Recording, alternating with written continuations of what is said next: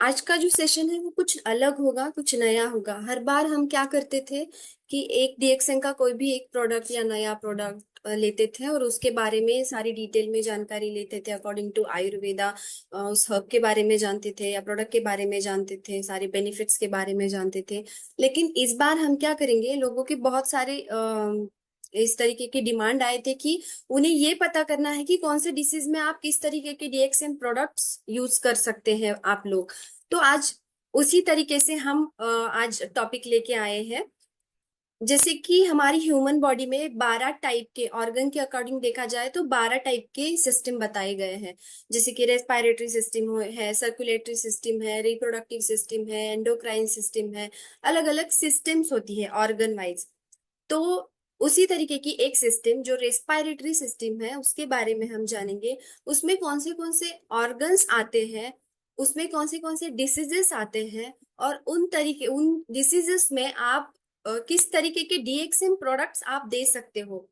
Problem क्या होती है ना, आप लोग हमारे पास जब पेशेंट आते हैं तो क्या कंप्लेंट लेके आते हैं कि मैं 3-4 महीने से प्रोडक्ट ले रहा हूँ या मैं 1 साल से प्रोडक्ट ले रहा हूँ, पर मुझे इतना ज्यादा इफेक्ट नहीं दिखाई देता है, क्योंकि दिखाई नहीं दे रहा है। हल्का सा रिलीफ है लेकिन मुझे जितना चाहिए उतना मैं सेटिस्फाई नहीं हूँ। इस तरीके की प्रॉब्लम आते हैं। तो ये क्यों होता है?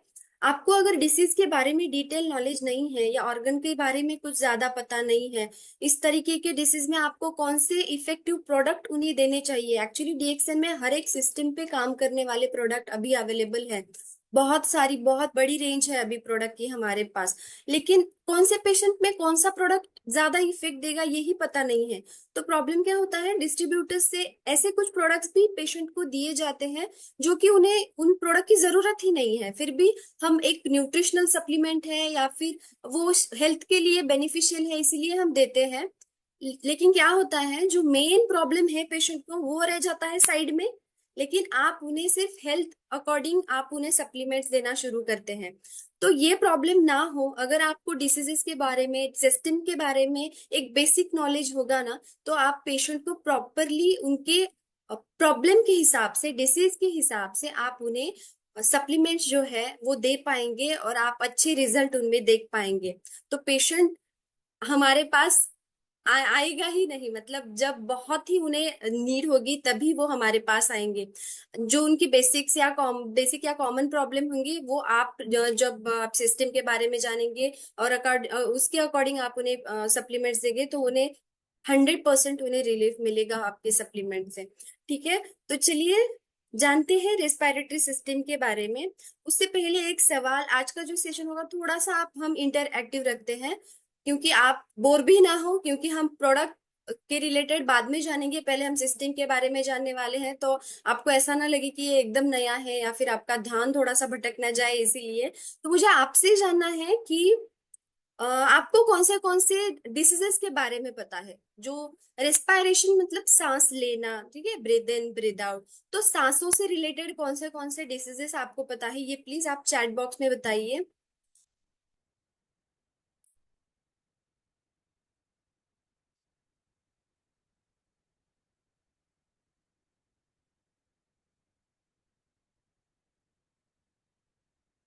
कौन से आपको डिसीजेस पता है, आप प्लीज नाम बता दीजिए बस।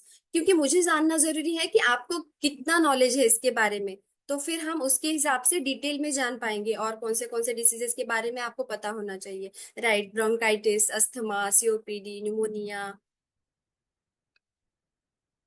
यस,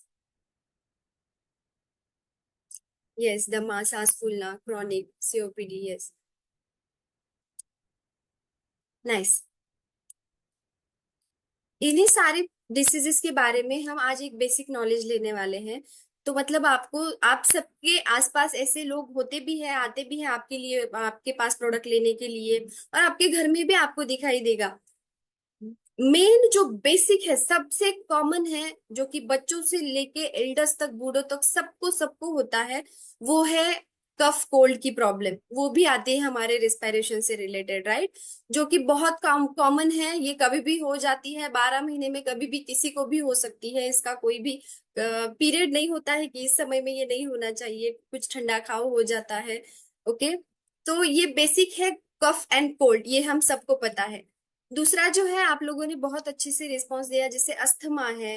अस्थमा के भी पेशेंट क्लिनिक में अभी बहुत आ रहे हैं आजकल। ब्रोंकाइटिस है, ब्रोंकियल अस्थमा है, एलर्जिक ब्रोंकाइटिस है। एलर्जी की वजह से भी, इन्फेक्शन की वजह से भी दो अलग अलग तरीके के ब्रोंकाइटिस होते हैं।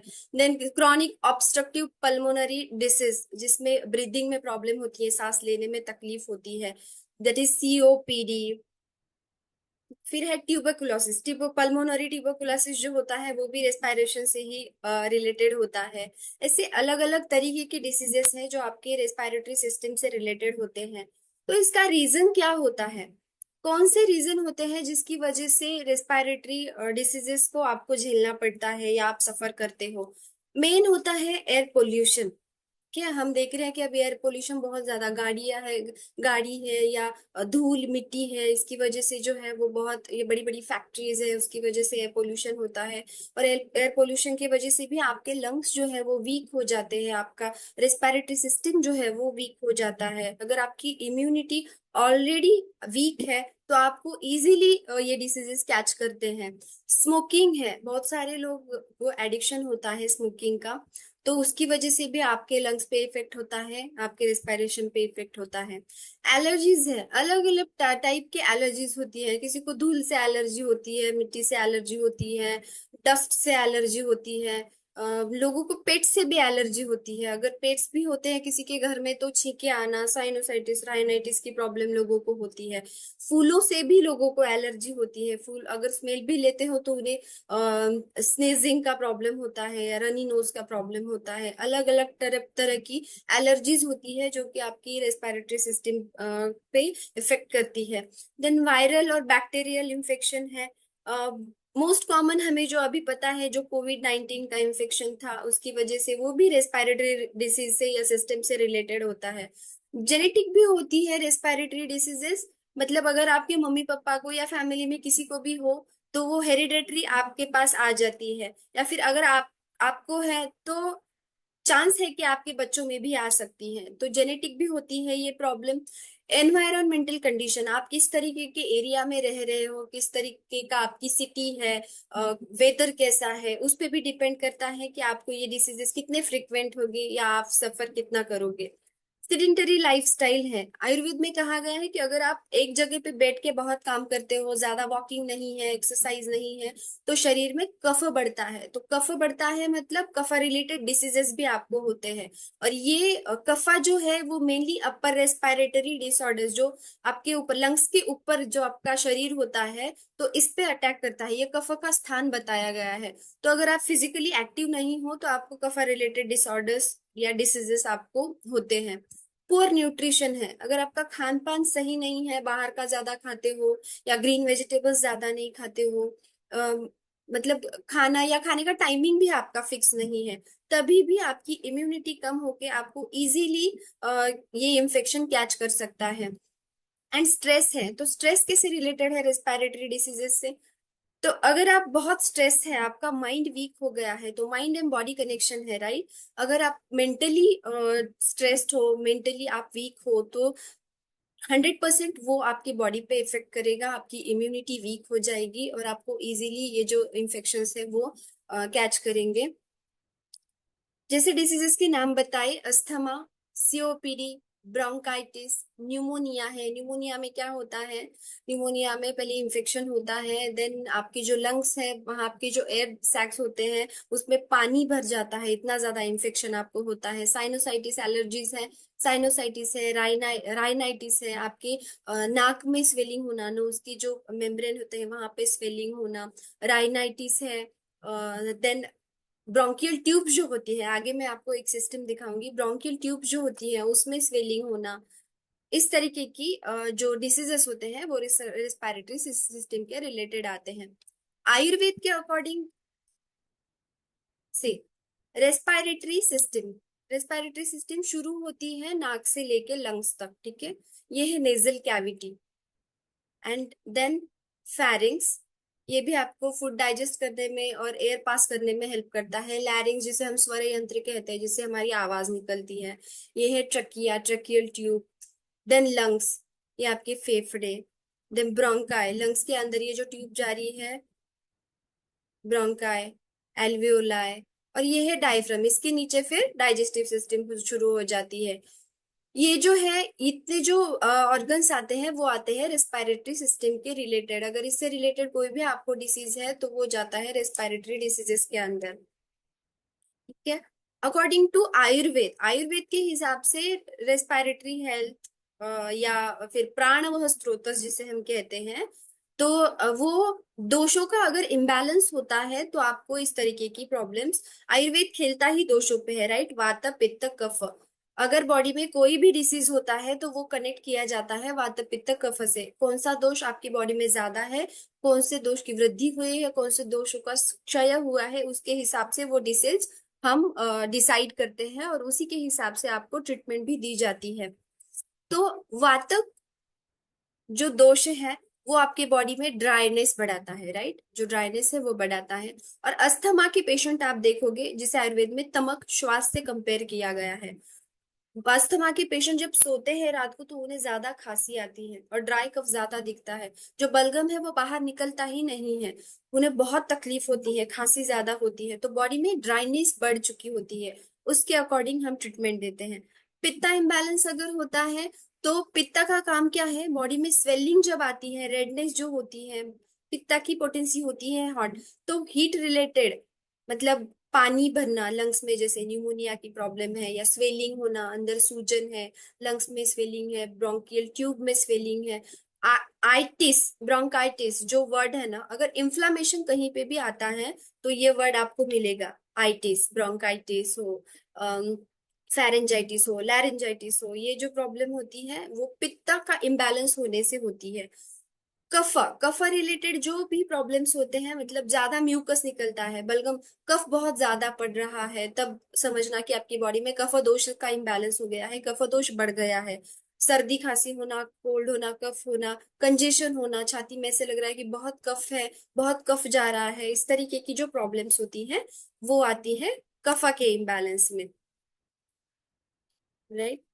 तो वाता का इम्बैलेंस क्यों होता है, अगर आप बहुत ज्यादा ड्राई एयर में रह रहे हैं या ड्राई एयर ले रहे हैं, एसी में कंटिन्यूअसली रह रहे हैं, या फिर बहुत स्ट्रेस है, आपको स्ट्रेसफुल वर्क है, अगर इस तरीके की प्रॉब्लम भी होगी, या फिर आप रात को जग रहे हो बहुत ज्यादा, या आपकी इरेग्युलर लाइफस्टाइल है, बिल्कुल खाना खाने का टाइम फिक्स नहीं है, या बहुत आप वर्कलोड ले रहे हो, तो इसकी वजह से भी बॉडी में वात दोष बढ़ जाता है या वात दोष का इम्बैलेंस हो जाता है, और आपको फिर रेस्पिरेटरी रिलेटेड कुछ भी जो प्रॉब्लम्स है, डिसीजेस है, वो आपको दिखाई देंगे। पित्त का इम्बैलेंस किससे होता है, अगर आपकी बॉडी में ऑलरेडी, अगर आप बाहर का बहुत ज्यादा खाना खाते हो, स्पाइसी खाना खाते हो, गरम फूड खाते हो, या मसालेदार ज्यादा खाते हो, बॉडी में इससे क्या होता है, एक्सेसिव हीट बढ़ती है, तो इसकी वजह से फिर ब्रोंकाइटिस या स्वेलिंग होना, इन्फ्लेमेशन होना, या बहुत पेनफुल भी, जो पेन जो होता है, आपको खांसी खांसते वक्त दर्द भी होता है बहुत सारे लोगों को, तो तब समझना कि आपके बॉडी में पित्त का इम्बैलेंस होके रेस्पिरेटरी डिसीजेस आपको हुए हैं। कफ का इम्बैलेंस कब होता है, कफ का इम्बैलेंस जब होता है तब आपको किस तरीके की प्रॉब्लम दिखाई देगी, म्यूकस ज्यादा जाना, जब आप डेयरी प्रोडक्ट्स, पनीर हो, दही हो, दूध हो, इस तरीके के प्रोडक्ट्स ज्यादा लेते हो तो आपके बॉडी में कफ का इम्बैलेंस होता है, कफ दोष ज्यादा बढ़ता है। और आप फिजिकली बिल्कुल भी एक्टिव नहीं है, एक ही जगह पे काम कर रहे हो, तो आप देखना कि बॉडी में पित्त ज्यादा बढ़ेगा और पित्त रिलेटेड फिर आपको प्रॉब्लम्स होने लगते हैं। आप देखो कि अगर आप दिन में भी ज्यादा सोते हो तो बॉडी में कफ दोष बढ़ता है, और दिन में आयुर्वेद में स्ट्रिक्टली बताया गया है कि दीवा स्वाप नहीं करना है, दिन में आपको सोना नहीं है, अगर आप दिन में सोते हो तो बॉडी में आपके कफ दोष बढ़ता है, और आप देखना कि आपका कफ दोष अगर बढ़ता है तो सर्दी खांसी या कफ होना, कंजेशन होना, आपको जो कफ है वो ज्यादा निकलना, इस तरीके की प्रॉब्लम्स आप सफर कर सकते हो। आयुर्वेद में ऐसे कौन से हर्ब्स बताए गए हैं जो कि आप घर में भी इसे यूज कर सकते हो, ऐसा नहीं है कि बहुत कॉस्टली है या बाहर से कहीं लेने पड़ेंगे, बहुत जो रेगुलर आप आपके घर में किचन में आपको मिलते हैं, या आप घर में भी छोटे छोटे पौधे जो है वह लगा सकते हैं, और इसका यूज आप रेस्पिरेटरी, आपकी हेल्थ को बूस्ट करने के लिए यूज कर सकते हो, जो है तुलसी। तुलसी आपको पता है कि वो एंटी इंफ्लेमेटरी काम करती है, सर्दी खांसी में ये एक बेसिक इंग्रेडिएंट होता है जो हम नॉर्मली बच्चों से लेके एल्डर्स तक यूज कर सकते हैं। देन है यष्टि मधु, जष्ट मधु जिसे कहते हैं हम मराठी में। तो यष्टि मधु अगर आपके गले में सूजन है या हॉर्सी वॉइस हो रहा है, तो आपके ये सूदिंग इफेक्ट देने का काम यष्टि मधु करता है, और स्वेलिंग भी कम करने का काम करता है।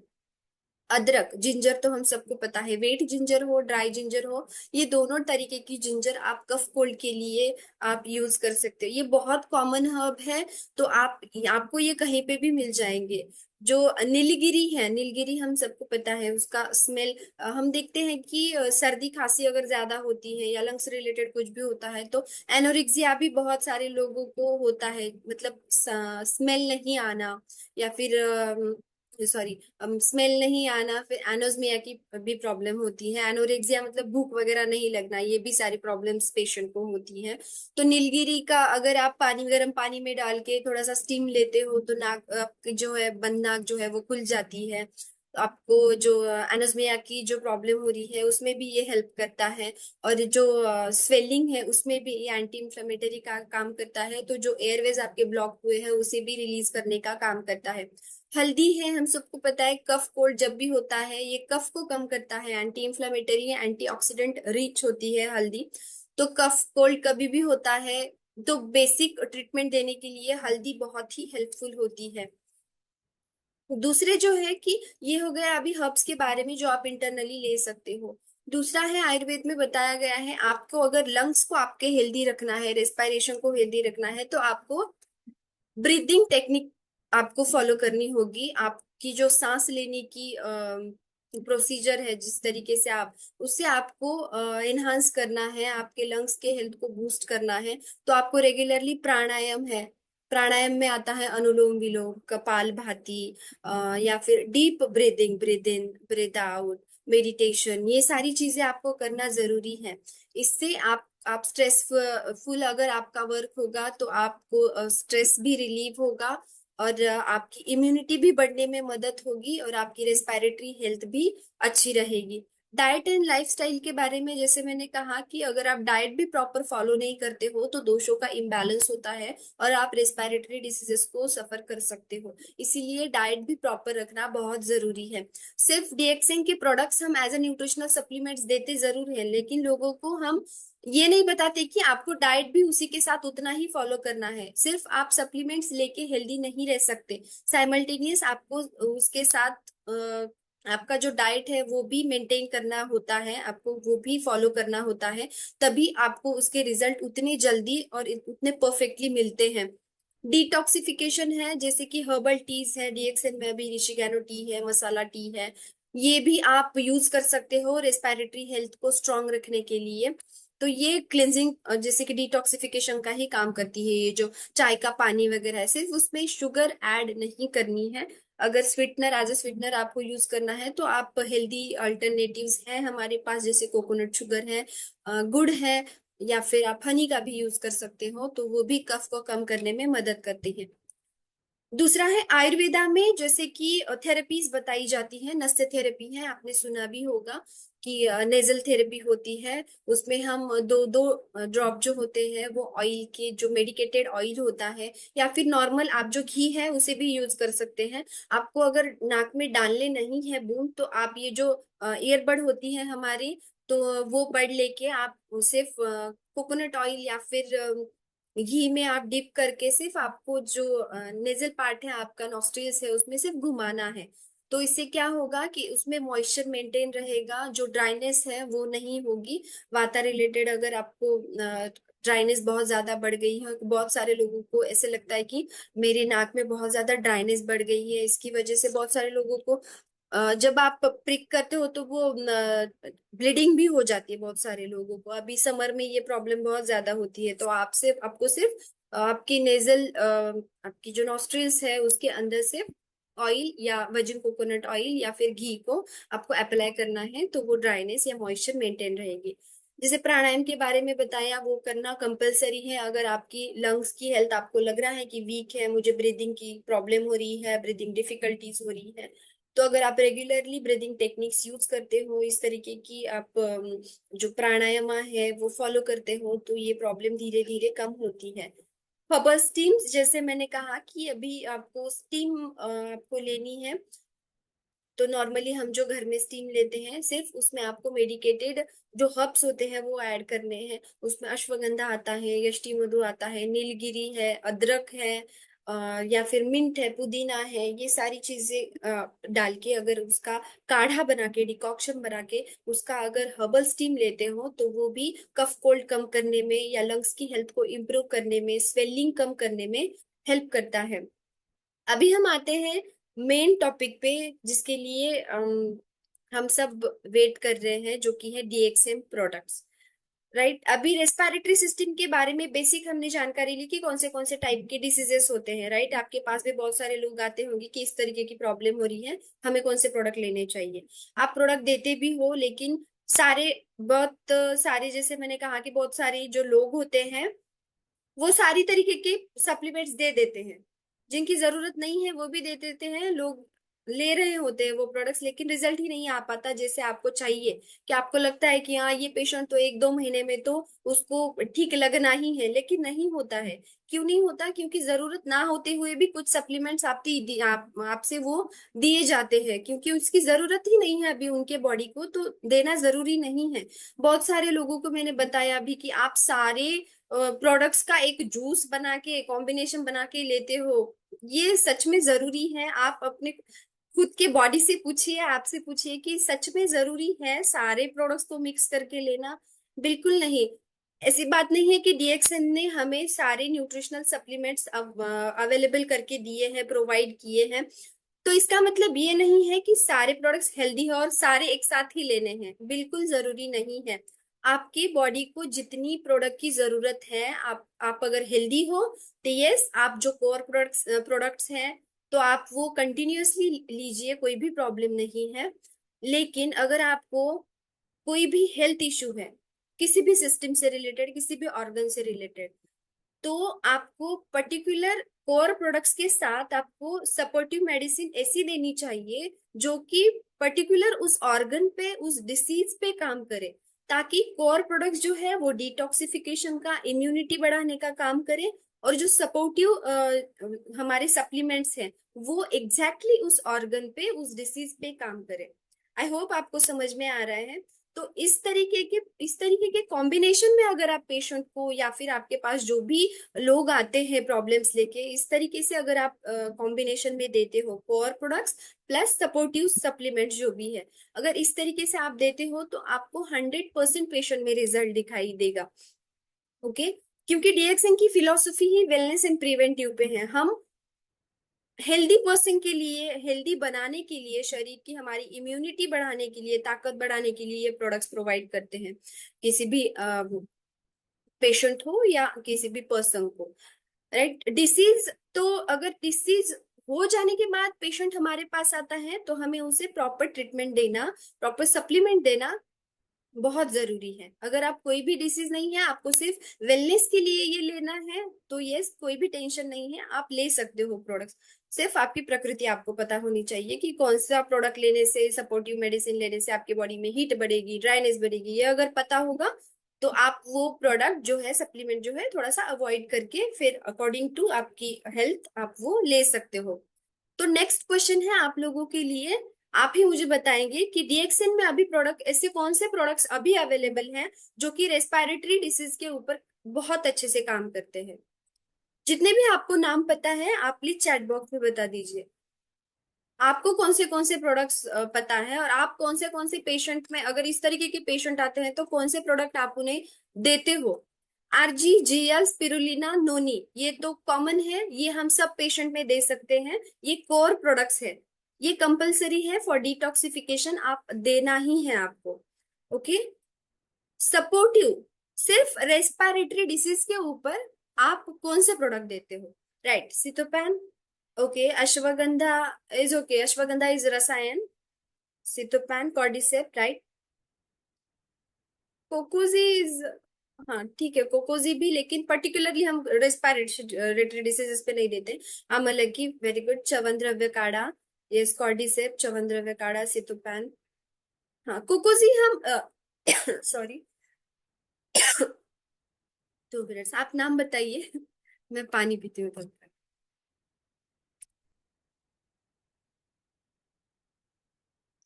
यस, बताइए जितने भी नाम पता है आपको बताइए। नहीं प्लीज, कॉफी नहीं। ओके। कॉर्डिसेप्स, सितोपेन, च्यवनद्रव्य काढ़ा, ब्लैक क्यूमिन, जीमिंट। ओके। ये ठीक है, जीमिंट एज ए लॉजेंस, जैसे आप हाँ जीमिंट दे सकते हो, लेकिन वो इतना इफेक्टिव नहीं होगा अगर रेस्पिरेटरी प्रॉब्लम आपको हो रहे हैं तो।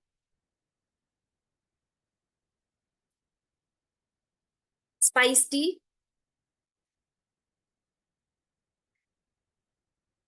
यस, आप लोग डॉक्टर नहीं हो बट आप पेशेंट को सप्लीमेंट्स देते हो, राइट? तो आप भी एक छोटे मोटे डॉक्टर ही हुए। किसी ने डाला है कि ma'am we are not doctors. Okay, ठीक है। तो अभी हम देखेंगे कि डीएक्सएन में सिर्फ आपने क्या कहा, च्यवनद्रव्य काढ़ा, सीतोपैन, ब्लैक क्यूमीन है, कोकोजी। ठीक है, कोकोजी सिर्फ रेस्पिरेटरी डिसीज पे नहीं जाता है। तो अभी हम देखेंगे कि कितने सारे प्रोडक्ट्स डीएक्सएन में। टोटल 13 है, और भी है लेकिन मैंने नाम सिर्फ 13 अभी डाले हैं, जो कि मेनली आप रेस्पिरेटरी डिसीज पे दे सकते हैं। गैनोडर्मा, जैसे मैंने कहा, गैनोडर्मा, स्पिरुलिना और नोनी जो है, मोरिंजी जो है, वो आप core product, as a core product आप स्टार्ट कर सकते हैं। इसके साथ आपको क्या देना है, ब्लैक क्यूमिन है वो सपोर्टिव में जाता है, ब्लैक क्यूमिन दे सकते हो। सितोपैन अगर है, सितोपैन छोटे बच्चों से लेके एल्डर्स तक सबको दे सकते हैं। बहुत ज्यादा कफ अगर हो रहा है, फीवर भी है उसके साथ, तो सितोपैन भी। सितोपैन अगर देते हो तो आपको याद रखना है कि च्यवनद्रव्य काढ़ा और सितोपैन दोनों ही लिक्विड आप एक साथ नहीं, आप अल्टरनेट करके दीजिए, एक महीना ये एक महीना ये। या फिर च्यवनद्रव्य काढ़ा आप 3 महीना कंटिन्यू करने के लिए कहिए, फिर थोड़ा गैप, फिर क्योंकि बहुत सारे लोगों को ना फिर हीट की प्रॉब्लम हो जाती है च्यवनद्रव्य काढ़ा से, क्योंकि उसमें सारे उष्ण हर्ब्स यूज किए गए हैं। देन डीएक्सएन आमलकी है, आमलकी भी रेस्पिरेटरी हेल्थ को बूस्ट करने में हेल्प करती है। देन मोरिंगा है, मोरिंगा भी आपकी बॉडी में कफा रिलेटेड जितने भी डिसऑर्डर्स है वो कम करने में मदद करती है, आपके लंग्स को हेल्दी रखने में मदद करती है। सीबकथॉर्न है, कोविड 19 में सीबकथॉर्न ने बहुत अच्छा काम किया है। सीबकथॉर्न आपकी इम्यूनिटी बढ़ाने में मदद करता है, आपका जो कफ कोल्ड का प्रॉब्लम है उसे कम करने में मदद करता है। आपकी अगर इम्यूनिटी बढ़ती है, ये प्रोडक्ट्स लेके अगर रेगुलरली आप लेते हो और आपकी इम्यूनिटी बढ़ती है, तो आपको ये जो बैक्टीरियल या वायरल इंफेक्शन है वो जल्दी नहीं होंगे। ये आपकी इम्यूनिटी बढ़ने की वजह से ये आपको इन्फेक्शंस कैच नहीं करेंगे और आप हेल्दी रहोगे। Then tulsi honey and multiflora honey है। हनी ये कफ स्क्रैपिंग का काम करता है, तो ये कफ को शरीर से बाहर निकालता है। हम देखते हैं कि अदरक का जूस है या फिर जिंजर का पाउडर है, वो हनी के साथ अगर मिला के लेते हो तो इंस्टेंट आपको जो खराश होती है या स्वेलिंग होती है, कफ की प्रॉब्लम होती है, उसमें हेल्प मिलती है। तो डीएक्सिन तुलसी हनी बहुत इफेक्टिव है, मल्टीफ्लोरा हनी भी बहुत इफेक्टिव है। तो दोनों टाइप के हनी हमारे पास अवेलेबल है जो कि कफ कोल्ड करने में मदद करते हैं। और हनी प्लस टर्मरिक का ये जो कॉम्बिनेशन होता है, या हनी अमलेकी का जो कॉम्बिनेशन होता है, ये जो पाउडर है, अगर आपको इसकी टेस्ट पसंद नहीं है तो हनी आप सबके साथ एज अ अनुपान, जिसमें आयुर्वेद में बोला जाता है, आप उसमें मिक्स करके अगर लेते हो तो और अच्छे और जल्दी रिजल्ट आपको मिलते हैं।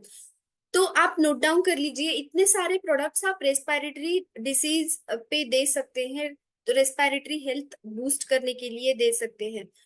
हमारे दिमाग में जल्दी से क्लिक हो जाता है सीतोपैन, च्यवनद्रव्य काढ़ा, ब्लैक क्यूमिन। ये तीन के बाद याद ही नहीं आता कि ओके और क्या दे सकते हैं हम, और क्या दे सकते हैं। इसीलिए आप एक बार प्रॉपर आपके पास एक लिस्ट होनी चाहिए कि जब भी आपके पास कोई भी लंग्स के ऊपर, हमारे नाक, मुंह, लैरिंग्स, फेरिंग्स, ट्रकिया, लंग्स, इससे रिलेटेड कोई भी डिसीज आता है, कोई भी व्यक्ति आता है, तो आपको इसमें से कोई भी प्रोडक्ट आप इजीली उससे प्रिस्क्राइब कर सकते हो। और ये गैनोडर्मा, जैसे आरजी, जीएल, स्पिरुलिना, नोनी, ये 4 प्रोडक्ट्स है, ये कोर प्रोडक्ट्स है, ये आपको कंपलसरी उसमें देने हैं पेशेंट में। उसके साथ जो सपोर्टिव है, इसमें से आप कुछ भी सिलेक्ट कीजिए, 2-3 सपोर्टिव में। जिस तरीके का पेशेंट आया है उनके प्रॉब्लम्स देख के आप उन्हें प्रिस्क्राइब कर सकते हैं। ठीक है, सीबकथॉर्न जो है वो और हनी जो है, आप ये ऐसी चीजें हैं कि आप रेगुलरली उन्हें लेने के लिए कह सकते हैं। आंवले की भी रसायन है, आंवले की भी आप रेगुलरली दे सकते हैं। सिर्फ इतना ही ध्यान रखना है कि आंवले थोड़ा ड्राई होता है आंवला की, तो उससे ड्राइनेस ज्यादा बढ़े ना, इसीलिए उसे घी के साथ मिक्स करके या फिर हनी के साथ मिक्स करके इस तरीके से आपको उन्हें बताना है। ओके। तो ये किस तरीके से आपके रेस्पिरेटरी हेल्थ पे काम करते हैं। हमें पता है कि इतने सारे जो प्रोडक्ट्स मैंने बताए, सबसे पहला आता है हमारा किंग प्रोडक्ट, वो है आरजीजीएल। वो एंटी इंफ्लेमेटरी, एंटी ऑक्सीडेंट्स बहुत सारे हैं उसमें। ये आपके अगर इन्फ्लामेशन कहीं पे भी होगा, नेजल इन्फ्लामेशन हो या ब्रोंकाइटिस हो या लंग्स में कहीं पे इन्फेक्शन हो या पानी भी जमा हुआ हो, न्यूमोनिया जैसी प्रॉब्लम्स हो, हर एक तरीके के पेशेंट में, हर एक टाइप के पेशेंट में आप आरजीजीएल प्रिस्क्राइब कर सकते हो। सिर्फ एक ध्यान रखना है, आज मैं एक चीज बताऊंगी जो हम क्लिनिक में डॉक्टर लोग फॉलो करते हैं, वो आप भी याद रखना। जब भी आरजी और जीएल आप पेशेंट को देते हैं, तो आरजी के क्वांटिटी के डबल आपको जीएल देना है, या फिर या फिर हाफ देना है। जैसे कि आप आरजी एक एक प्रिस्क्राइब कर रहे हो, तो जीएल आपको दो दो देनी है। अगर आप आरजी दो दे रहे हो, तो जीएल तीन या चार देनी है। इस तरीके से आपको इसका प्रोपोर्शन जो है वो मेंटेन रखना है, क्योंकि आरजी जो है थोड़ा सा ड्राई है नेचर में, जीएल अल्कलाइन है। तो आरजी की क्वांटिटी कभी भी हमेशा जीएल से कम रखनी है। इस तरीके से जब आप पेशेंट को सप्लीमेंट्स देते हो, तो उनके बॉडी को वो सप्लीमेंट्स अडाप्ट करने के लिए भी टाइम मिलता है, और उन्हें कुछ साइड इफेक्ट भी नहीं दिखते हैं फिर। क्योंकि कुछ कुछ लोगों में हम साइड इफेक्ट एकदम से जीएल की क्वांटिटी ज्यादा, आरजी की क्वांटिटी भी उससे सिमिलर रखते हैं, तो पेशेंट वो डाइजेस्ट नहीं कर पाते हैं, या फिर उन्हें उतना वो डाइजेस्ट, बॉडी को अडाप्ट करने के लिए वो सप्लीमेंट्स को हमें थोड़ा सा टाइम देना पड़ता है, 15 दिन या एक महीने के लिए। फिर आप क्वांटिटी या डोसेज जो है वो बढ़ा सकते हैं। कॉर्डिसेप लंग्स हेल्थ के लिए बहुत हेल्पफुल है। टीबी के पेशेंट हो या अस्थमा के, सीओपीडी के, सारे टाइप के पेशेंट में आपको कॉर्डिसेप कंपलसरी देना है। कॉर्डिसेप से जो लंग में इन्फ्लेमेशन है या फिर कफ बहुत ज्यादा बन रहा है, तो इसमें बहुत रिलीफ मिलता है। स्पिरुलिना जो है, तो वो आपके ओवरऑल हेल्थ के लिए अच्छा है, ये आपकी इम्यूनिटी को बढ़ाने में मदद करता है, और जो भी बॉडी में इन्फेक्शंस है उसे कम करने में मदद करता है। मोरिंजी, मोरिंजी में नोनी और रोजेल है, आपको पता है कि वो एंटी इन्फ्लामेटरी और जो एंटीऑक्सीडेंट रिच है, इसीलिए वो आपकी इम्यूनिटी बढ़ाने में मदद करता है और लंग्स के हेल्थ को इम्प्रूव करता है। ब्लैक क्यूमिन, जो काला जीरा है, ब्लैक क्यूमिन जो है, उसकी तासीर जो है वो हॉट होती है ब्लैक क्यूमिन की, तो ये बॉडी में कफ रिलेटेड जितने भी प्रॉब्लम्स है, कफ जो है वो कम करने में मदद करता है। सितोपैन एंड च्यवनद्रव्य काढ़ा, ये आयुर्वेदिक फॉर्मुलेशन पे हमने सेपरेटली बहुत डिटेल में सेशंस लिए हुए हैं। तो इसमें बहुत सारे टाइप के हर्ब्स हमने ऐड किए गए हैं, जो कि ना सिर्फ आपके रेस्पिरेटरी डिसीजेस पे काम करते हैं, बट आपके डाइजेशन को भी इम्प्रूव करने में मदद करते हैं, और ओवरऑल हेल्थ में भी ये आपकी मदद करते हैं, हेल्थ रखने में आपकी मदद करते हैं। ओके, तो इतने सारे प्रोडक्ट्स डीएक्सएन में अवेलेबल है रेस्पिरेटरी डिसीजेस के लिए।